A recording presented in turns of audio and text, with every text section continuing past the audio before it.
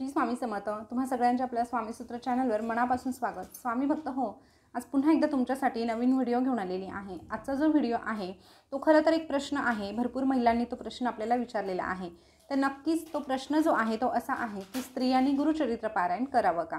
आता दत्त जयंती येत आहे आणि त्या निमित्ताने प्रत्येक दत्तस्थानी किंवा मग दिंडोरी प्रणित केंद्रामध्ये गुरुचरित्र पारायणाचं आयोजन सुरू आहे आणि त्यामुळे प्रत्येकाला इच्छा आहे गुरुचरित्र पारायण करण्याची. पुरुषांचा विषयच नाही, परंतु महिलांना हा प्रश्न पडतो की आम्ही गुरुचरित्र पारायण करावं का? मग याचं उत्तर बऱ्याच जणांकडून असं येतं की करू नये. काही जण म्हणतात की करावं, पण करू नये तर मग ते का करू नये, किंवा मग करावं तर मग का करावं, ह्या प्रश्नाचं उत्तरही आपल्याला मिळायला हवं ना. कारण कोणीतरी काहीतरी सांगितलं आणि म्हणून आपण ते तसंच घेऊन चालायचं, असं करण्यापेक्षा त्याचं नेमकं कारण काय आहे ते जाणून घेणं जास्त गरजेचं असतं. बरेच जण यामध्ये मग स्त्री पुरुष समानता काय, मग स्त्री आणि पुरुषांमध्ये काय फरक आहे, देव म्हणजे असं देव भेदभाव नाही करत, असं वगैरे वगैरे खूप प्रश्न येतात. पण असे फालतू प्रश्न डोक्यात आणण्यापेक्षा त्याचे मूळ कारणं जे आहे ती आपण शोधायला हवी. आणि नक्कीच त्या प्रश्नांची उत्तरं घेऊन हा व्हिडिओ मी तुमच्यासाठी बनवलेला आहे. तर व्हिडिओ शेवटपर्यंत आवर्जून ऐका, तुमच्या प्रश्नाचं तुम्हाला उत्तर मिळणार आहे. तर मग चला सुरुवात करूया. तर बघा, गुरुचरित्र हा जो ग्रंथ आहे तो पाचवा वेद मानला जातो आणि त्याला अनन्यसाधारण असं महत्त्व आहे. त्यामुळे याचं महत्त्व आपण भरपूर ठिकाणी ऐकलेलं आहे. वेगळं मी सांगण्याची गरज नाही, कारण तुम्हाला ते ठाऊक आहे. आणि म्हणून प्रत्येकाची इच्छा होते की याचं एकदा तरी पारायण करावं आणि करायलाच हवं. परंतु महिलांनी करावं का? आता एखाद्या महिलेने केलं आणि इकडून तिकडून तिला समजलं की अरे बापरे, तुम्ही पारायण केलं पण महिलांनी केलं तर चालत नाही. मग त्या महिलेच्या मनामध्ये 100 प्रश्न निर्माण होता. मग माझं चुकलं का? मग मला पाप लागेल का? असं कसं झालं? बापरे, खूप प्रश्न पडतात. पण मग त्याचे उत्तर असं आहे की परमपूज्य टेंभे स्वामी त्यांनी स्पष्ट सांगितलेलं आहे की महिलांनी गुरुचरित्र पारायण करू नये. आता ते का करू नये यामध्ये की त्यांचे म्हणजे महिला काही त्यांच्याबद्दल असं दुश्मन नव्हत्या त्यामुळे त्यांनी सांगितलं, त्याचं काहीही कारण नाही. त्यांचं जे म्हणणं आहे ते समजून घ्या. तर त्यांचं म्हणणं असं आहे, बघा गुरुचरित्रामध्ये एक वाक्य असं आहे, तुम्हाला सांगते. स्त्रिया केवी मंत्रहीन शुक्राचार्य कैसे झाले, विस्तारोनीस आम्हासी सांगा स्वामी कृपेसी, म्हणून लागली चरणासी करुणा वचने करुणिया, श्री गुरु सांगती तियेसी पूर्वकथा आहे ऐसी. आणि त्यापुढे स्त्रियांनी का करू नये याचं म्हणजे उत्तर दिलेलं आहे. तर ते मी माझ्या भाषेमध्ये सांगते म्हणजे तुम्हालाही समजेल.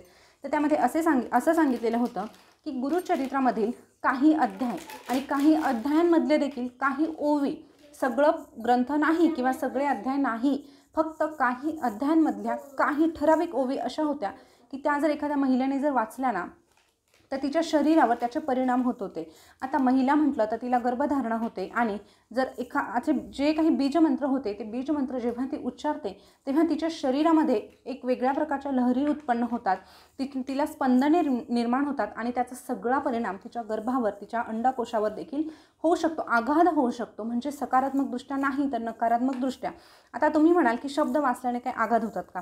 तर हो, कारण जर आपण त्या ग्रंथाला स्थान म्हणजे महत्त्व का दिलेलं आहे, त्याच्यातले जे शब्द आहे ते तितके म्हणजे त्यामध्ये तेवढी शक्ती आहे.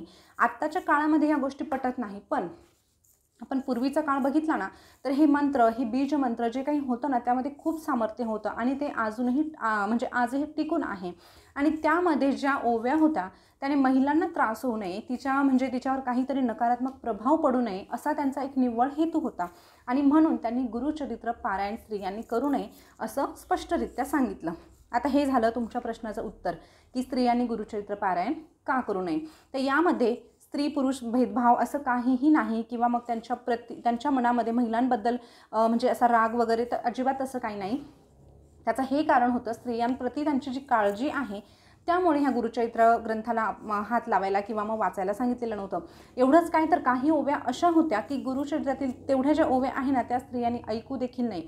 बाकीचं सगळं आपण ऐकू शकतो, वाचलं जरी नाही तरी ऐकू शकतो, पण काही ओव्या आपल्याला ऐकायला सुद्धा बंदी होते. त्याचंही हेच कारण आहे, त्याचा परिणाम आपल्यावर होत होता. आता स्त्रियांनी पारायण का करू नये याचं उत्तर तुम्हाला मी सांगितलं. आता पुढे जाऊया. आपला दुसरा प्रश्न, स्त्रियांनी गुरुचरित्र पारायण केलं तर चालतं का? पहिलं उत्तर होतं नाही, तर त्याचं कारण मी तुम्हाला सांगितलं. आता दुसरा जो प्रश्न आहे तोच प्रश्न आहे, पण उत्तर आहे हो, महिला गुरुचरित्र पारायण करू शकतात. आता त्याचं उत्तर मी तुम्हाला सांगते. हे बघा, दिंडोरी प्रणित श्री गुरुचरित्र हा जो ग्रंथ आहे या ग्रंथामध्ये काय केलं आहे गुरुमाऊलींनी, यामध्ये अजिबात छेडखानी केलेली नाही. बरेच जण म्हणजे टीकाकार, हे बघा प्रत्येक ठिकाणी टीकाकार असतात. एखादी गोष्ट घडली ना त्यामध्ये टीका कोणी करत नाही असं होत नाही. मग यावर म्हणतात काय की तिथे खूप असे म्हणजे तो ग्रंथच बदलून टाकला, मग त्यातला अर्थच बदलून टाकला, त्यातलं पावित्रच गेलं, असं अजिबात नाही.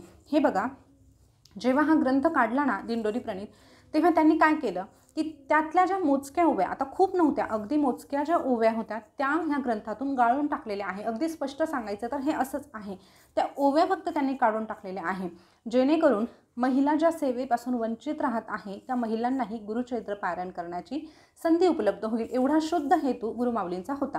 म्हणून त्यांनी हा ग्रंथ आपल्यासाठी आणलेला आहे. आता 2 पोथ्या वेगवेगळ्या आहे.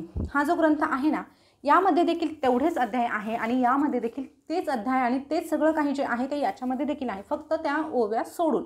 आता तुम्हाला जर पुरुषांना जर गुरुचरित्र पारायण करायचं असेल तर ते हे देखील करू शकतात आणि जी मोठी पोथी मिळते ना त्याच्यातून कुठल्याही ओव्या वगैरे गाळलेल्या नाही, ते देखील तुम्ही करू शकतात. पण स्त्रियांना जर पारायण करायचं आहे तर तुम्हाला हे दिंडोरी प्रणीत केंद्रातलाच गुरुचरित्राचा हा ग्रंथ घ्यावा लागेल. यामध्ये तुम्हाला काहीही नुकसान होणार नाही याची खात्री बाळगा. आता हा ग्रंथ आणल्यानंतर तुमच्या मनामध्ये किंवा तुम्ही तुमच्या घरी हा ग्रंथ आणला, तुम्ही वाचायला सुरुवात केली, तर मनामध्ये एवढी सुद्धा शंका आणू नका की आपल्यासोबत काही वाईट घडेल. तुमच्या हातात जर हा ग्रंथ आहे तर तुमच्या बाबतीत वाईट घडूच शकत नाही, एवढं एक लक्षात ठेवा.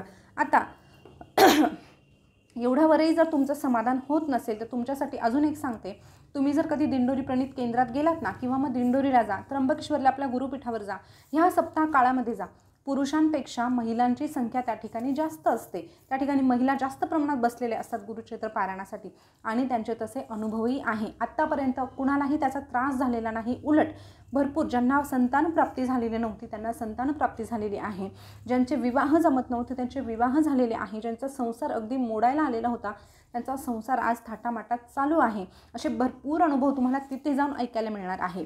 तर आता हा जो प्रश्न होता त्याचं उत्तर मी तुम्हाला 2 प्रकारे दिलेलं आहे. वाचायचं नसेल तर का वाचू नये आणि वाचायचं आहे तर मग त्याचं कारण काय किंवा मग हाच ग्रंथ तुम्ही का वाचावा, ह्या दोनही प्रश्नांची उत्तरं मी तुम्हाला देण्याचा पुरेपूर प्रयत्न केलेला आहे. आता तुमच्या मनामध्ये कुठलीही शंका नसेल अशी म्हणजे असं मला खात्री पटते, तरीही जर तुम्हाला काही शंका असतील तर तुम्ही ती आवर्जून विचारू शकता. आता यासंबंधी जे नियम आहे ते हे सगळ्या ह्या ग्रंथामध्ये पहिल्या पानावर दिलेले आहे. आणि अजून एक सांगायचं झालं तर ती जी मोठी पोथी आहे ना, हे बघा पहिल्याच पानावर सगळे अध्याय तुम्हाला म्हणजे बघायला मिळतील.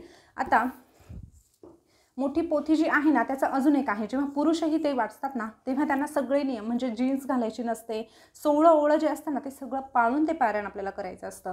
आता एक गोष्टीची काळजी घ्या, आपल्याला जर ते करायचं असेल तर तुम्ही करा, हरकत नाही, पण आपल्याकडनं तेवढे नियम पाळले जाणार आहे का? पूर्वीच्या काळामध्ये या गोष्टी सहज त्यांना करणं शक्य होत होतं, परंतु आज आपली नोकरी आहे, व्यवसाय आहे, काहींना प्रवास करून कामाला जावं लागतं आणि ह्या सगळ्या गोष्टी करून जर आपल्याकडनं नियमांचं पालन होत नसेल तर मग काय उपयोग आहे?